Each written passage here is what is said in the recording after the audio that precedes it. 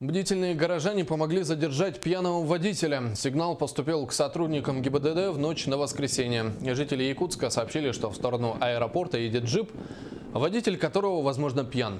Инспекторы догнали автомобиль на Намском тракте. На 24-м километре трассы водитель не справился с управлением и вылетел в кювет. Уже в больнице пострадавшему оказали помощь и проверили на наличие алкоголя. Результат 0,78 миллиграмма на литр крови.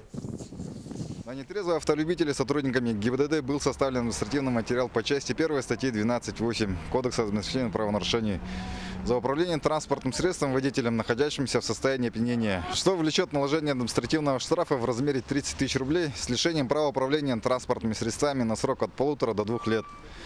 Необходимо отметить, что с 2010 года водитель Toyota Land Cruiser Prado 2 раза задерживался за езду в нетрезвом виде и 3 раза привлекался к административной ответственности за отказ от прохождения медицинского освидетельствования.